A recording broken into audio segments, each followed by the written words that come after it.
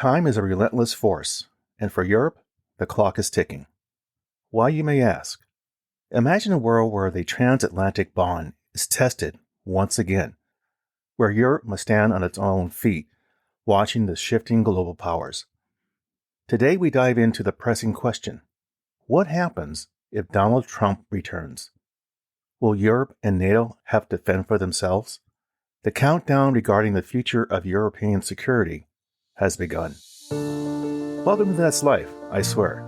This podcast is about life's happenings in this world that conjure up such words as intriguing, frightening, life-changing, inspiring, and more. I'm Rick Barron, your host. That said, here's the rest of this story. The clamor of alarm bells reverberates through the halls of power, a discord of urgency warning of impending danger. In the wake of two bruising summit encounters with President Trump, Angela Merkel's resounding declaration in 2017 echoed like a prophecy. And I quote, "We Europeans must seize our destiny. We must fight for our future alone." End quote. Yet as Russia's ominous shadow loomed over Ukraine, Merkel's words remained unfulfilled. It was the grace of fate that spared Europe from Trump's erratic whims, allowing President Joe Biden's steady hand to intervene when chaos threatened to engulf the continent. But today, as the specter of a second Trump presidency looms large, Europe finds itself teetering on the precipice one more time. The whispers of anxiety echo from European capitals, each U.S. opinion poll casting a shadow of dread over the continent. The lessons of 2016 are etched in memory, and this time, there are no illusions of surprise, only the grim anticipation of a storm gathering on the horizon. Trump's return promises a tempest far fiercer than before. Envision Donald's White House, stripped of principle, a landscape flawed by weakened safeguards, and Republicans who will only bow to their new president. In this case, I mean dictator. The clock ticks relentlessly towards November 5th, 2024. That's only 6 months away. Aracha Gonzalez-Leal, Dean of the Paris School on International Affairs, says a call to arms rings clear, and I quote, "Europe must ready itself, whatever the future holds," end quote. She urges a deepening of the European single market, a fortification against the impending storm. In Washington, as usual, chaos reigns supreme. The political landscape a volatile battleground of shifting alliances. Even under a potential Biden victory, Europe must brace for a future where pro-European sentiment dwindles, eclipsed by the growing allure of China and the Indo-Pacific. The specter of NATO's demise casts a long shadow over European security, exacerbated by the resurgence of war on the continent. In Berlin, the urgency is noticeable. Defense Minister Boris Pistorius issues a stark warning. Vladimir Putin's threats cannot be ignored. Europe must adapt, ready itself for a new geopolitical reality where American influence diminishes.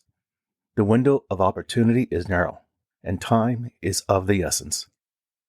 As Congress withholds vital financial aid for Ukraine, a chilling query looms large. Can Europe muster the courage to fill the void? It is imperative. Camille Grant, a former NATO Assistant Secretary General for Defense Investment now affiliated with the European Council on Foreign Relations, starkly emphasizes Europe's obligation to shoulder its fair share of the burden. Urgent action is imperative, he asserts. Camille went on to say we must get rid of our laziness and act quickly, seizing this moment to chart a decisive course of action. We have languished in indecision for far too long. It is time to confront the unsettling reality. What is our strategy to complement America's military assistance for Ukraine? How do we fortify our conventional forces and bolster nuclear deterrence? These are existential questions demanding immediate answers, whether to brace ourselves for the possibility of a Trump resurgence or to fortify Biden's resolve to support Ukraine. Now, if that isn't chilling enough for you, let this sober thought float around your head, if you will. On January 21st, 2020, a top European Union official revealed that Trump had told European Commission President Ursula von der Leyen at a meeting that NATO is dead, and if Europe is under attack, we will never come to help you and to support you. The official, Terry Breton, was present at the meeting. Well, so much for transatlantic unity. For Trump, the calculus is simple. Why should America bear the burden of Europe's defense against a Russian threat perceived differently across the Atlantic? The answer lies in the delicate balance of power, in the shared destiny of nations bound by history and forged in the fires of conflict. Yet as Europe grapples with its own shortcomings, Ukraine's plight remains dire. Fragmented defense industries falter in delivering vital support, leaving the nation vulnerable to aggression. Putin's economic warfare demands a unified response, a shift in focus from lucrative exports to fortifying Europe's defenses. In the shadows of power, Trump and his America First followers lurk, disdainful of global entanglements. But beware, for their aversion to international cooperation harbors a darkness that threatens the very fabric of security and unity. Trump's convictions are forged in delusion, his mind ensnared by phantom debts and futile fury.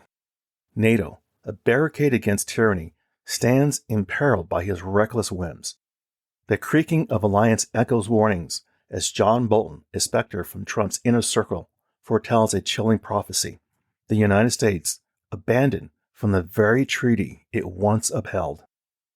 As the shadows of authoritarian rule looms large, the call for unity grows urgent.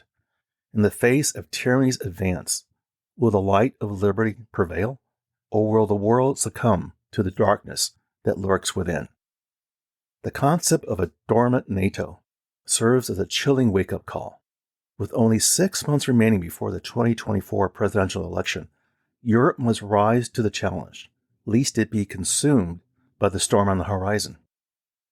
Now, bear in mind what may be coming back to the White House, not as a president of the United States, but with a tone that rings, it can't happen here, but just might. Yes, a man who says he'll be a dictator but for one day. You can laugh at the sarcasm, but he's not. Donald Trump, while not officially labeled as a dictator, increasingly exhibits traits akin to a sinister dictator's apprentice, methodically employing authoritarian tactics that gnaw at the very foundations of American democracy. His assault on the press, the anonymous purge of those investigating his alleged transgressions, and his unabashed nepotism in staffing the White House are but a few examples of his corrosive methods. In a chilling imitation of past and current dictators, Trump adopts the playbook of tyranny with disturbing enthusiasm. He's no longer hiding who and what he is. His unsettling infatuation with military might, his self-loving fixation on his own cult of personality, and his systematic dissemination of deceit, weaving a web of falsehoods, all echo the darkness and the chapters of authoritarian rule. These methods, once foreign to the American political landscape, now stain its fabric, posing an unprecedented peril to the very essence of democracy. Some groups see Trump's tactics as a refreshing approach to making America great again. What they're missing is the devil beneath the face.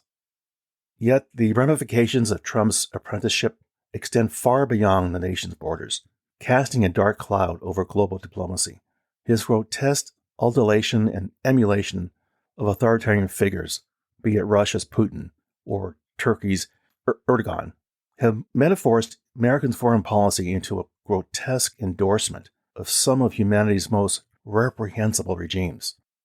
This alliance of convenience with the world's tyrants amplifies the ominous specter of authoritarianism, tarnishing the nation's moral compass and imperiling the principles of liberty worldwide. Trump overleverages himself in every way possible.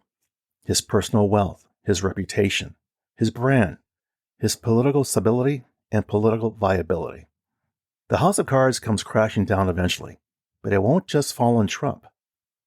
That said, think about what we already know about Trump and imagine what he will want to do, and that's to finish what he started in his first term. You want to see him over-leverage our country, not to mention his actions with our allies?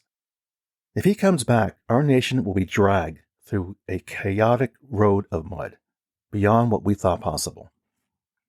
So here we are, now facing a potential alliance such as NATO being tossed out the window because a moron thinks a clean sweep of everything solves the problem.